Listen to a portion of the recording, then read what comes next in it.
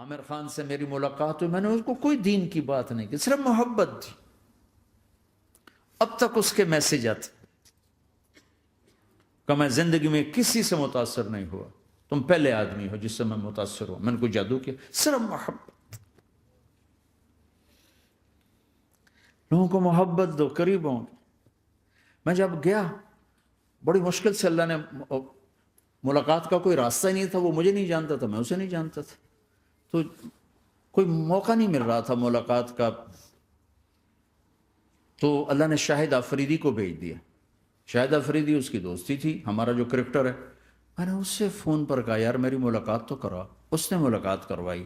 تو اس نے مجھے کہا آدھا گھنٹہ ہے، آدھا گھنٹہ. جب میں پہنچا میکسیمم پونا گھنٹہ. میں ٹھیک. میں گیا تو وہ سہما ہوا چہرہ کہ بھئی مولانا آ گیا، پتہ نہیں کیا کہیں گے، بھئی یہ تو کیا کر رہا ہے، تو حرام کر رہا ہے، ناچ رہا ہے، گا رہا ہے، توبہ کر، ابھی تیرے لیے دوزخ کا فیصلہ ہو جائے. پتہ نہیں کیا ہو. وہ ڈرا ہوا سہما ہوا تھا. تو میرا ایک دور کالج لائف تھا. میرے اللہ نے مجھے ہدایت دی اور میں 3 دن کے لیے میں اس دوست کو، اس کی نسلوں کو دعائیں دیتا ہوں جو مجھے زبردستی پکڑ کے لے گیا. نہ میرا تبلیغ سے کوئی تعلق، نہ واسطہ، نہ میں کوئی ان سے متاثر. ایک لڑکا تھا، بنگالی تھا، گشت کرتا تھا، لیکن میں اس سے ذرا متاثر نہیں ہوا. میرا دوست متاثر ہو گیا تھا، تو میں تو ان کے قریب سے نہیں گزرتا تھا. تو وہ اور میں اسکول میں اکٹھے آ رہے تھے، کالج میں اکٹھے آ رہے تھے. تو وہ متاثر ہوا، وہ 3 دن کے لیے جا رہا تھا، تو مجھے بتائے بغیر میرا ہاتھ پکڑ کے لے گیا. مجھے کام ہے، چلو میرے ساتھ. اور میں اس کو انکار نہیں کر سکتا تھا، یہ میرا اس کا تعلق تھا. اب بھی اسی طرح بھائیوں جیسا تعلق. میں اس کا احسان ماں، مجھے زبردستی لے گیا. ہمارے پنجابی کی مثال ہے، کبے نو لت لگی وہ سیدھا ہو گیا. وہ جو ہوتا ہے ہنچ بیک ہوتا ہے نا، اس کو کسی نے لات ماری تو وہ سیدھا ہو گیا. مہربانی بھائی تیری لات سے میں سیدھا ہو گیا. تو مجھے تو وہ کبے والی لت پہ گئی. تو اللہ نے مجھے اس طرف لگا دیا. اور جب میری کالج لائف، میں نے کالج کا بہترین سنگر تھا، اسکول کا بہترین، یہ جنید جمشید کیا ہے جو اس زمانے میں یہ سارا کو اٹھایا میں نے سارا کیا ہے.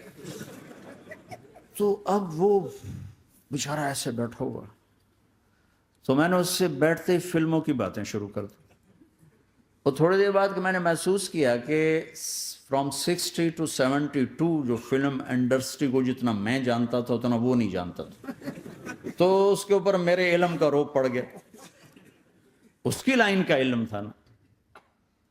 تو حیران پریشان، یہ واز تو ہو رہے. تو کبھی دلیپ کمار کی باتیں شروع ہو گئیں، کبھی راج کپور کی شروع ہو گئی، اور کبھی محبوب صاحب شروع ہو گئے، کبھی مدن موہن شروع ہو گئے. وہ آدھا گھنٹہ تو یوں ہی گزر گیا. تو آدھے گھنٹے کے بعد میں نے کہا جی ہمارا تو ٹائم اوور کا نہیں، اٹھیں چلے ادھر چل کے بیٹھتے. وہ کھانے کی ٹیبل پر تھے تو ہم وہاں جا کے بیٹھ گئے. پھر وہیں باتیں شروع ہو گئی.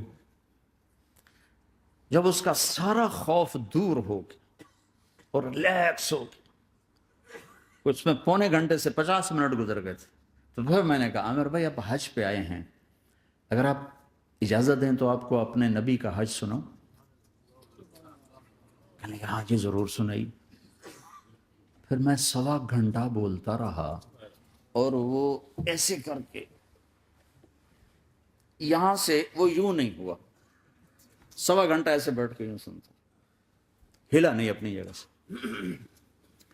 لوگ محبت کے بھوکے ہیں، تم فتوے دینا شروع کر دیتے. 2 گھنٹے کی ملاقات کے بعد جب ہم نکلے تو نیچے تک چھوڑنے آیا عامر خان. حج کے بعد میں نے کہا ایک ملاقات اور ہو جائے گا، ضرور ہوگی. پھر اس کا میسج آیا کہ میں مدینے چلا گیا ہوں، معذرت چاہتا ہوں. میں نے کہا میں مدینے آ جاؤں گا. میں مدینے پہلے ہو آیا تھا حج سے پہلے. تو اس نے کہا کہ آپ 14 تاریخ کو آ جائیں، 4 سے 6 کا ٹائم میں نے آپ کے لیے رکھا ہے. تو میں، جنید اور ایک اور ساتھی ہم دوبارہ وہاں چلے گئے 4 بجے. 4:15 ہم اس کے ساتھ ہماری شوٹنگ شروع ہوئی. 4:15 سے 10:15 تک 6 گھنٹے مسلسل. اور اس کے ماتھے پہ ذرا نشان نہیں آیا کہ میں بور ہو رہا ہوں. اور اس کے بعد ہم اٹھے، اس کا جی نہیں چاہ رہا تھا کہ ہم اٹھ کے چلے جائیں. محبت. پھر ایک امتحان پڑ گیا. میں اجتماع میں تھا رائمنڈ کے پچھلے سال. اس کا میسج آ گیا میری فلم تلاش آ رہی، اس کی کامیابی کی دعا کرو. لے بھائی اے چنگی بڑی. میں کہا اب کیا کروں؟ جواب دینا بھی ضروری، دعا بھی نہیں ہو سکتی، کیا کروں؟ تو جب وہ میسج آیا تو میرے سامنے کوئی 10-12 علماء بیٹھے تھے. میں نے کہا بھائی یہ میسج ہے، اس کا جواب دو. کہا جی یہ ہمارا فیلڈ نہیں تمہارا ہے، تو ہی جواب دے. میں سارا دن سوچتا رہا، مجھے کوئی جواب سمجھ میں نہیں آیا کہ جان بھی بچ جائے، جواب بھی چلا جائے. پھر اگلا دن بھی گزر گیا، مجھے کچھ سمجھ میں نہیں آیا. میں عصر کا وضو کر رہا تھا، ایک دم اللہ نے ایک مضمون دل میں ڈالا. تو میں نے فوراً بیٹھ کے اس کو میسج کیا کہ عامر بھائی، جو کریٹو ہوتا ہے نا ذہن، یہ اللہ کسی کسی کو دیتا ہے. تخلیقی ذہن یہ اللہ تعالیٰ کسی کسی کو دیتا ہے، ہر ایک کو نہیں دیتا. اور یہ اللہ کی بہت بڑی عطا ہوتی ہے. اور میں نے تمہارے ساتھ جو وقت گزارا اس میں نے دیکھا کہ اللہ نے تمہیں تخلیقی ذہن دیا ہے، تم کریٹر ہو. اور جو لوگ اس ٹائپ کے ہوتے ہیں وہ کامیابی ناکامی کی پرواہ نہیں کرتے، وہ اپنے کام سے کام رکھتے ہیں. آپ کا بھائی تو فوراً اس کا میسج آیا، آپ ٹھیک کہہ رہے ہیں، آپ ٹھیک کہہ رہے ہیں. بات ہو گئی. پہ میں تھا ہانگ کانگ، میں نے وہاں سے اس کو میسج کیا. دیکھو کسی مصروف آدمی کو براہ راست فون نہ کیا کرو، میسج کیا کرو کہ میں آپ کو فون کر سکتا ہوں، چونکہ میں اس کا بہت ستایا ہوا، بہت ستایا. تو میں نے اسے میسج کیا کہ میں طارق جمیل ہانگ کانگ میں آپ کو فون کر سکتا ہوں، میں آپ کو فون کر سکتا ہوں. میں ہمیشہ اسے، اب بھی میرا فون پہ رابطہ ہے، میں پہلے اسے میسج دیتا ہوں میں آپ کو فون کر سکتا ہوں. اگر اس کا جواب نہ ہے پھر میں نہیں کرتا ہوں. کبھی وہ خود کر لیتا ہے، کبھی وہ میسج دے دیتا ہے کہ کال کر لیں.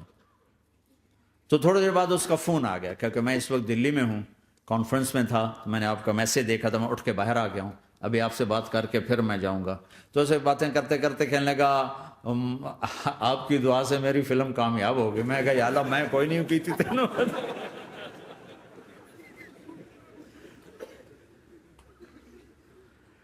بھائیو محبتیں بانٹو، نفرتیں تو پہلے ہی بہت پھیل چکی. نشہ پلا کے گرانا تو سب کو آتا ہے، مزہ تو تب ہے کہ گرتے کو تھام لے ساتھ.